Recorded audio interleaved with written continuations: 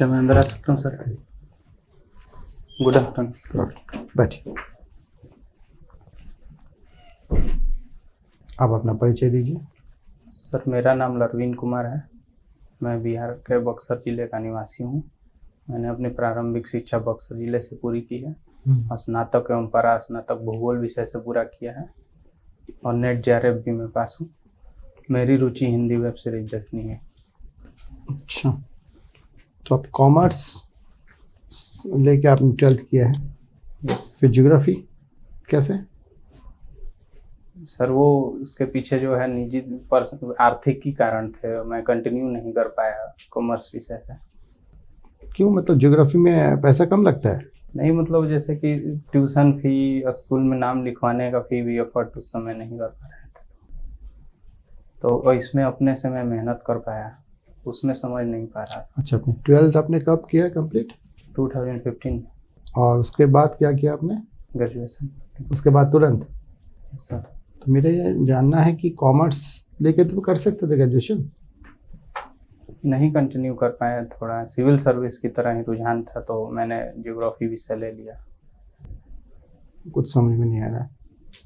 Sir मैंने जैसे arts लिया जिससे कि मेरे को सहूलियत मिले आगे की तैयारी में। आप बोल रहे थे ना कि नहीं कर पाया आर्थिक समस्या के कारण, क्या था प्रॉब्लम? जैसे कोचिंग फी बीकॉम में ज़्यादा लगता था सर, वहाँ जैसे हम करते थे, लेकिन आर्ट्स जो है सिलेबस देख के अपने से बुक से समझ पढ़ पाए। अच्छा, मतलब आपको लगा कि ज्योग्राफी आसान है और कॉमर्स डिफिकल्ट है, इसलिए थोड़ा गाइडेंस की ज़रूरत थी पर्सनल मामले में मेरे। अच्छा। फिर उसके बाद ज्योग्राफी से हिंदी लिटरेचर ऑप्शनल, यहाँ पर भी वही प्रॉब्लम है? यस, इसमें जो समझ है में नहीं आया ज्योग्राफी ठीक से, फिर आपको लगा कि अब हिंदी लिटरेचर ले लेते हैं? नहीं, मैंने शुरू में प्राथमिकता यही थी कि मैंने जो ग्रेजुएशन में पढ़ा उसके साथ ही मैं जाऊं यहाँ पे, लेकिन ये मेरा तीसरा प्रयास है। पहले 2 प्रयासों में मैंने ज्योग्राफी विषय से ही प्रयास किया था। तो ज्योग्राफी लेके आपको मार्क्स नहीं मिला? अपेक्षित प्रदर्शन मैं नहीं कर पाया। अब आपने हिंदी लिया, मार्क्स मिल गया? जी, आपके समक्ष उपस्थित हूं। चलो बढ़िया है। तो बताइए, आप बोल रहे थे कि मैं सिविल सर्वेंट बनना चाहता हूँ, है ना? बचपन से आपका ड्रीम है ना? क्यों? जैसे कि यहाँ पे जो है सेवाओं में विविधता और वर्क एक्सपीरियंस जो है ये आकर्षित करता है, प्लस सामाजिक सम्मान भी है और एक अपना व्यक्तिगत जीवन का घटना भी है जो प्रेरित करता है। 8वीं क्लास में था जब जिला शिक्षा पदाधिकारी आए थे, बुक नहीं मिल रहा था हम लोग को, सरकारी विद्यालयों में बुक नहीं, तो एक बार में कंप्लेन किया गया, उसके बाद मुझे प्राप्त हुआ, तो ये भी मुझे प्रेरित करता है। अच्छा, आपने बोला कि सामाजिक सम्मान मिलता है, ऐसे कौन कौन से काम है जहाँ पे आपको लगता है कि सामाजिक सम्मान नहीं मिलता है? नहीं सर, सामाजिक सम्मान अपेक्षाकृत जैसे इन सेवाओं का सिविल सर्विस में कहाँ पे बताइए जहाँ पे कम मिलता है? अब जैसे मैं जॉब ही ना करूँ, निजी कार्य करता हूँ, तो जैसे मतलब बस में मैं कंडक्टर करूँ, तो उसमें थोड़ा जो है सामाजिक सम्मान नहीं मिलता है। जी। एक बात बताइए, आप मान लीजिए आप सिविल सर्वेंट बन गए, ऐसे बहुत से सिविल सर्वेंट्स हैं जो करप्ट हैं, जो काम नहीं करते हैं, है ना?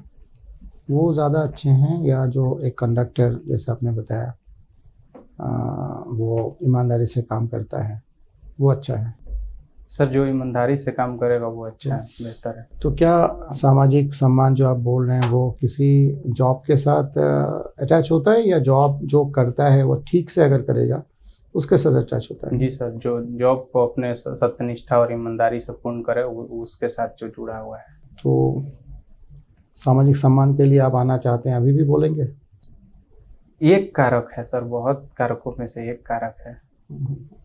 अच्छा ठीक है, बताइए कि भारत में आज के डेट में फर्स्ट 3 प्रॉब्लम्स। जी सर, जनसांख्यिकी जो पॉपुलेशन एक प्रॉब्लम है, तेजी से आपको लगता है? अच्छा ठीक है। दूसरा? तेजी से बढ़ती जनसंख्या और उसका लाभ ना उठा पाना। दूसरा सर इंफ्रास्ट्रक्चर डेवलपमेंट के स्तर पे, और तीसरा जो है आपदा प्रबंधन के क्षेत्र में। अच्छा, पॉवर्टी का प्रॉब्लम नहीं है? ये सर सामाजिक समस्या के तौर पर ये भी बहुत बड़ा प्रॉब्लम है। अनएम्प्लॉयमेंट प्रॉब्लम नहीं है? जी सर है। हेल्थ प्रॉब्लम नहीं है? है सर। तो आप तो बोल रहे हैं कि इंफ्रास्ट्रक्चर। सर ये जुड़ा हुआ है, जैसे इंफ्रास्ट्रक्चर डेवलपमेंट होता है तो जॉब क्रिएशन और आय का वितरण सब इससे जुड़ा हुआ है। प्रॉब्लम क्या है, वो तो सोल्यूशन बोल रहे हैं आप। यही जैसे कि हमारे पास जनसंख्या का विस्फोट है, इसका लाभांश को हम लोग परिवर्तित नहीं कर पा रहे। प्रॉब्लम है इस जनसंख्या का कारगर उपयोग न कर पाना, ये समस्या है। ठीक। आपने अपने हॉबी में लिखा है watching Hindi web series, yes, कहाँ देखते हैं? सर OTT प्लेटफॉर्म पे, जैसे अमेजोन, नेटफ्लिक्स। अभी लास्ट में कौन सा देखा सबसे रिसेंट? Sir scam 2003। किस घटना पे आधारित? करीम तेलगी व्यक्ति थे, उन्होंने स्टैम्प पेपर घोटाला किया था, उन्हीं के आधारित है। ये स्टाम्प पेपर क्या होता है? सर जो हमारे दैनिक दिनचर्या में जो कार्य होते हैं, जैसे कि कोई शादी विवाह, तलाक या फिर जमीन की रजिस्ट्री, ये सब कार्यों में जो है वो उपयोग किया जाता है इसका शपथ पत्र। ये OTT क्या होता है? Over the top platforms. क्या होता है ये सर एक्सपीरियंस कराता है, जैसे बिना कोई पारंपरिक जो होते हैं जैसे सिनेमा हॉल प्लेटफॉर्म, उससे अलग एक्सपीरियंस देते हैं यूजर को इंटरनेट के माध्यम से, वीडियो वॉचिंग एक्सपीरियंस। तो क्या आपको लगता है कि OTT का रेगुलेशन होना चाहिए? जी, कुछ मायनों में सेल्फ रेगुलेशन। किस तरह? जैसे सर जो है कि जैसे कि मतलब ज़्यादा किसी वेब सीरीज में जो है गाली गलौज ये सब सीन का जो होता है वो उस लेवल पे होना चाहिए, क्योंकि सर कोई भी जो है सांस्कृतिक जो कार्यक्रम, सामाजिक कार्यक्रम, वो समाज को प्रभावित करता है, इसलिए थोड़ा स्वविनियमन होना चाहिए जिससे कि खुद। लेकिन हम लोग अगर हॉल में जाते हैं देखने मूवी तो वो पब्लिक डिस्प्ले बोला जाता है कि वो पब्लिक प्लेस पे डिस्प्ले हो रहा है, लेकिन हम हाथ में मोबाइल में लेके अकेले में देख रहे हैं तो मेरा प्राइवेसी है, जो देखना है हमको देखना, हम स्वतंत्र हैं देखने के लिए। तो कहीं वो निजता का हनन नहीं है कि मेरा प्राइवेसी, मेरे पास चॉइस अवेलेबिलिटी कम किया जा रहा है इसको रेगुलेशन का मांग करके? जी सर, तो उसमें भी जैसे जेनर होता है, जैसे बांटा गया है 2021 में सेल्फ रेगुलेशन नियम है, उसके तहत सर बांटा गया है 7+, 13+, 15+ एडल्ट कंटेंट, उसमें अपना व्यक्ति देख सकता है। OTT यही खासियत है कि इसमें आप सभी जैसे मनोरंजन चाहे वैसे आप उपयोग कर सकते हैं। तो ये जो अभी कोई भी लैंग्वेज यूज होता है, गाली गलौज होता है, ये सब क्या ऐसे ही एज इट इज रहने देना चाहिए? जैसे कि वास्तविकता होती है कुछ, जैसे नॉर्मली बातचीत में जो निकलता है तो वो लोग अपने नेचुरलिटी दिखाने के लिए लाते हैं, बट ये जो जैसे कोई बच्चा देखेगा तो उस पर प्रभाव पड़ेगा, उसके बातचीत में हो सकता है आ जाए, तो इसीलिए थोड़ा दिक्कत होगा। तो OTT के संदर्भ में एक और डिबेट में था नेट न्यूट्रलिटी। क्या है नेट न्यूट्रलिटी? सर ये जो इंटरनेट से संबंधित जो अधिकार है वो सभी के पास बिना किसी मतलब भेदभाव के पहुँचे। जैसे कि इसके संदर्भ में कोई विवाद पहले भी हुए थे, जैसे फेसबुक ने भी किया था, एयरटेल ने भी, कि किसी खास सुविधा के लिए आपको अलग से चार्ज देना होगा या नहीं देना होगा। तो ये जो है इंटरनेट पर सबको पहुंच को बाधित करता है, कहीं ना कहीं स्वतंत्र पहुंच को। ठीक है। मासा अमीनी का नाम सुने हैं आप? ईरान में जो उन्होंने हिजाब पहना था तो देहांत हो गया उनका। हाँ, तो ये मोरालिटी पुलिसिंग क्या है? ये सर पुलिसिंग का एक प्रकार कह सकते हैं, जिसमें कि जो अपना माना जाता है कि जैसे कि हमारे जो है धर्म समाज के जो मूल्य हैं उनको संजोए रखने का जिम्मेवारी, उनके पालन कराने का जिम्मेवारी उन पे अधिकार होता है। तो ये जो मासा अमीनी प्रोटेस्ट हुआ था, तो क्या ईरान जो है मोरालिटी पुलिस को खत्म कर दिया या अभी भी चल रहा है? जारी है सर, अब तो और कड़े कानून भी फिर से ला दिया। 1 साल होने पर पूरा हुआ उनके मृत्यु का, तो उन्होंने और कड़े रेगुलेशन ला दिए हैं ईरान। अभी हाल ही में भारत और कनाडा के बीच में भी देखने को मिला कि काफ़ी विवाद बढ़ गया है। तो क्या आपको लगता है कि जो कनाडा के जो प्रेसिडेंट हैं उन्होंने जो कदम उठाया, जिस तरह से चीज़ों को प्रोसेस किया, सही कदम उठाया या गलत कदम उठाया? मेरे हिसाब से सर ये डायरेक्ट किसी देश पे बिना किसी जांच के और पुख्ता सबूत के लगाना थोड़ा गलत था। लेकिन अगर कोई बातचीत के माध्यम से विवाद को हल किया जाना चाहिए, तो पहले पुख्ता सबूत होने चाहिए तब।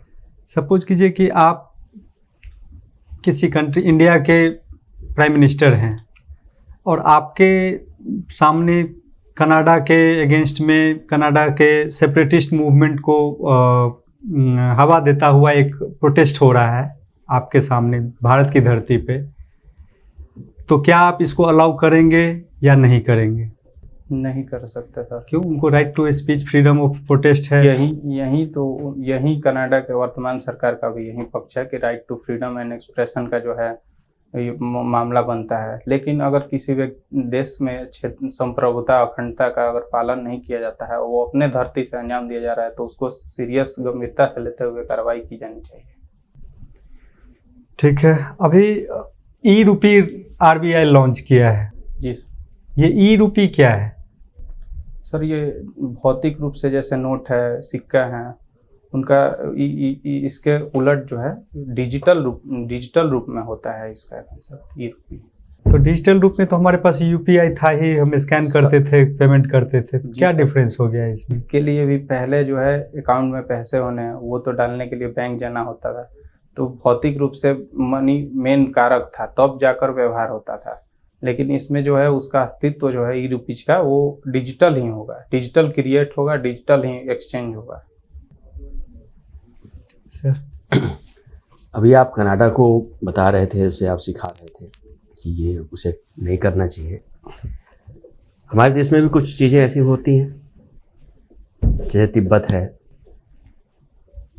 या जैसे पाकिस्तान आरोप लगाता है बलूचिस्तान प्रांत को सपोर्ट करने का कि अलग स्टेट के बारे में। ये जैसे श्रीलंका ने पहले आरोप लगाए हैं हमारे ऊपर, और ख़ास रूप से तो तिब्बत का जो मामला है जी, मूल रूप। तो इसको कैसे जस्टिफाई करेंगे आप अपने स्टैंड को? सर जैसे कि कनाडा में मुद्दा जो है वो प्रत्यक्ष तौर पर दिखता है कि उसमें सीधा जो है खालिस्तानी मूवमेंट जो है हमारे इतिहास में सेपरेटिस्ट भावना को दिखाया गया। उसके पश्चात जो है यहाँ से अगर मूल उखड़ा उन लोगों का, फिर वो उन्होंने किसी दूसरे देश में अपना बनाया, उसके बाद यही आरोप तो चीन लगाता है सर हमारे ऊपर। जी तिब्बत का लोग, लेकिन चीन ने जो है ये चीन में को जो हम लोगों ने पनाह दी है वो मानवता इसके कारक के आधार पर वो भी तो कहते हैं कि हमारे सिटीजन हैं, और हमारे सिटीजन के रूप में अगर ये कुछ गलत करेंगे तो हम उनके ऊपर एक्शन लेंगे। अगर कोई किसी तरह की आतंकवादी गतिविधि में ये शामिल होते हैं यहाँ पे रहते हुए, तो हम उनके खिलाफ एक्शन लेंगे। इसके बारे में कि ये आतंकवादी थे या आतंकवादी गतिविधियों में लिप्त थे, इसके बारे में कोई भी प्रूफ नहीं है हमारे पास, और हम अभिव्यक्ति की स्वतंत्रता को नहीं बैन कर सकते। कनाडा भी तो वही कह रहा है। सर जैसे दलाई लामा है, उन्होंने सब शरण लिया। तिब्बती शरणार्थियों ने कभी सीधा दूतावास पे हमला या लोगों को धमकी देना ऐसे कृत्य तो नहीं किया। उन्होंने सीधा स्पष्ट रूप से किया, जिसका सबूत भी है और मीडिया में आते रहते हैं। सीधे मीडिया में आकर बयान दिया जाता है कि हम वहाँ खालिस्तान प्रो हैं। उन लोगों को भी नागरिकता देकर रखना। यहाँ पर भी तो एक तिब्बत को लेकर एक वो रहता है कि यहाँ सर हिंसा और किसी देश का अखंडता का भारत में इस मामले में नहीं है, जैसा सबूत नहीं दिखता मीडिया में। तो मीडिया के सबूत के आधार पर हमें अपनी विदेश नीति का निर्माण करना चाहिए आपके अनुसार? नहीं, विदेश नीति में बहुत से कारक होते हैं सर। नहीं, उसमें एक मीडिया का भी सबूत, मीडिया को भी सबूत के रूप में लेना चाहिए। सबूत सर जो जैसे मीडिया ही एक सबूत का नहीं जरिया है। 5 लोग अगर इकट्ठा होके नहीं, वो तो डिक बनाया जा सकता है विपक्ष का। हाँ, तब तो इसमें सर जो है कनाडा, यहाँ पे सर मैं यही बोलना चाहूँगा जैसे कि अखंडता, क्षेत्रीय अखंडता का पालन होना चाहिए, जो हम लोगों ने किया है। तो फिर एक दो देशों को छोड़कर बाकी सारे देश क्यों कनाडा के पक्ष में खड़े हैं? सर वो पश्चिमी जैसे अमेरिका ने सपोर्ट किया, लेकिन सब स्वतंत्र निष्पक्ष जांच एवं उसके पश्चात कार्रवाई को समर्थन करते हैं। हाँ, लेकिन सारे लोग तो भारत को ही एड्रेस कर रहे हैं कि भाई आप बताइए क्या हुआ, कैसे हुआ, इस तरह की बातें आ रही है ना। चाहे अमेरिका ही हो, अमेरिका ने तो पूछताछ करने के बारे में तो नहीं कहा। इसका क्या कारण हो सकता है? क्या हम G20 के रूप में जो हमने सफलता बनाई थी उस पर कहीं स्क्रैच लग रहा है? नहीं, ये मैं नहीं मानता सर। ये मुद्दा जो है द्विपक्षीय मामला है। पहली बात तो इसमें जो है बहुपक्ष अपने राय रख रहे हैं, कोई भी खुलेआम भारत गलत है ये ऐसा नहीं कर रहा है, जैसे कि द्विपक्षीय संबंधों में होता है वो अपना बातचीत से हल किया हिंदी जाता है। साहित्य में आप क्या पढ़े हैं? आपने हिंदी साहित्य उतना ही पढ़ा है जितना परीक्षा के लिए पास करना जरूरी था, या एक सिलेबस के साहित्य के प्रेमी हैं आप, उसके अनुसार आपने कुछ और भी पढ़ा है? पहले सब सर इसमें दोनों कारक हैं कहीं ना कहीं। जैसे कि पहला कारक में जब आप मुझे बताइए कि आप हिंदी साहित्य का जो सिलेबस है उसके अलग इतर भी आपने पढ़ा है? अभी नहीं पढ़ पाया, इस सिलेबस मैंने सिलेबस में ही पढ़ा, मतलब उसके पहले कभी? उससे पहले सर ज्योग्राफी में पढ़ता था मैं। और ज्योग्राफी में हिंदी साहित्य? नहीं हाँ। हिंदी साहित्य को लेकर बस जैसे यूट्यूब पे हुआ गोदान का एपिसोड चलता था तो वो सब ऐसे नहीं मतलब पढ़ा। हिंदी, मतलब जो सिलेबस है उसके अलावा आपने नहीं देखा है? अभी नहीं, इतना नहीं देख पाया। अच्छा, ज्योग्राफी से लिखा हुआ लिटरेचर कुछ आपने पढ़ा लेटेस्ट कोई? लिटरेचर नहीं पढ़ा है सर। उसके लिए जो लॉन्सेट जनरल ये सब का समरी या अखबार में निकला वो सब देख लेते हैं। WWF का जो होता है वैसा रिपोर्ट तो। अच्छा, इसके अलावा और कुछ नहीं पढ़ा? किसी से ने सिंथेसिस रिपोर्ट जैसे। WWF के बारे में कुछ है इन्फॉर्मेशन आपके पास? यस सर, ये वर्ल्ड वाइड फौना ये एंड फ्लोरा जो है जाति प्रजाति वनस्पति एवं जात प्रजाति जगह क्या है इसका कॉन्सेप्ट, क्या है इसका ओरिजिन, ऑर्गेनाइजेशन कौन है, कुछ आइडिया है? IUCN और इन्हें अपने मिल के बनाया था सर। चलिए ठीक है, ठीक है, थैंक यू।